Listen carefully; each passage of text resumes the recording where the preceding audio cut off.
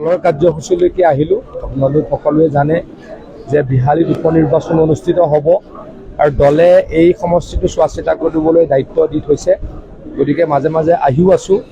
আজি আহি প্ৰথমে আমি বিহালী ডিগ্ৰী কলেজৰ ছাত্ৰ ছাত্ৰীসকলৰ লগত অন্তৰংগ আলাপ কৰিলোঁ, অত্যন্ত ভাল লাগিলে।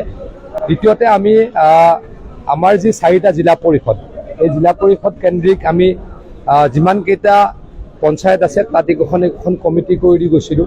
তেওঁলোকৰ লগত বিস্তৃতভাৱে কি চলি আছে, কেনেদৰে সংগঠন চলি আছে কথা পাতিলোঁ। আৰু আমাৰ মেম্বাৰশ্বিপ চলি আছে, খুব ভাল মেম্বাৰশ্বিপ হৈছে। অসমত যথেষ্ট মেম্বাৰশ্বিপ হৈছে। প্ৰত্যেক দিনে প্ৰায় 2 লাখতকৈও অধিক মানুহে বিজেপি দলৰ সদস্য পদ গ্ৰহণ কৰিছে। বিহালীও ব্যতিক্ৰম নহয়, বিহালীটো যথেষ্ট হৈছে। সেই বিষয়ে আলোচনা কৰিলোঁ। আৰু এটা কথা মই অত্যন্ত সুখী, মই মাজে মাজে এইকেইদিন মিডিয়াৰ আগত ব্যক্তও কৰিছোঁ যে ডেইলি 2 লাখতকৈ বেছি মানুহে মেম্বাৰশ্বিপ লৈছে বিজেপিৰ। আৰু ঘৰত বহি বনোৱা মেম্বাৰশ্বিপ নহয়, মানুহগৰাকীৰ ইনভলভমেণ্ট লাগিব। মানুহগৰাকীয়ে নিজৰ ফোনটোৰ পৰাই মিছ কল এটা দিব লাগিব।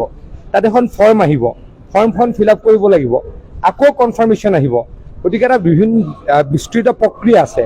সেই প্ৰক্ৰিয়াটোৰে মেম্বাৰশ্বিপ ল'বলৈ মানুহ অত্যন্ত আগ্ৰহী হৈ উঠিছে। মই বিজেপি দলৰ কাৰ্যকৰ্তা হিচাপে অত্যন্ত সুখী। পুনৰ দোহাৰিছোঁ, নৰেন্দ্ৰ মোদী ডাঙৰীয়া আৰু হিমন্ত বিশ্ব শৰ্মা ডাঙৰীয়াৰ নেতৃত্বত অসমত বিজেপি দল যথেষ্ট শক্তিশালী। ৰাইজে বিজেপি দলক ভাল পায়। নহ'লে প্ৰত্যেক দিনে 2 পৰা 2.5 লাখ মেম্বাৰশ্বিপ কেতিয়াও নল'লে হয়। আৰু এইটো হোৱাত মই অত্যন্ত সুখী হৈছোঁ। চাওক, এজনৰ নাম যদি কোনোবাই ক'ব পাৰে, যদি নামটো ক'ব পাৰে ডাঙৰ কথা বুলি মই ভাবোঁ। আৰু বিজেপি দলৰ যদি কোনোবা ব্যক্তি থাকে, আমি সকলোৱে হাঁহি হাঁহি কালি CBIক নিদিওঁ। CBIক দিয়া মানে সকলোতকৈ দেশৰ ডাঙৰ তদন্তকাৰী সংস্থাটো CBIক কালি কেবিনেটে দিছোঁ। আৰু আমি সজোৰেৰে তাত সমৰ্থন জনাইছোঁ। গতিকে যদি কোনোবা জড়িত আছে, ডেফিনেটলি CBI মাতিব। কেইদিনমানৰ পাছতে গমেই পাব।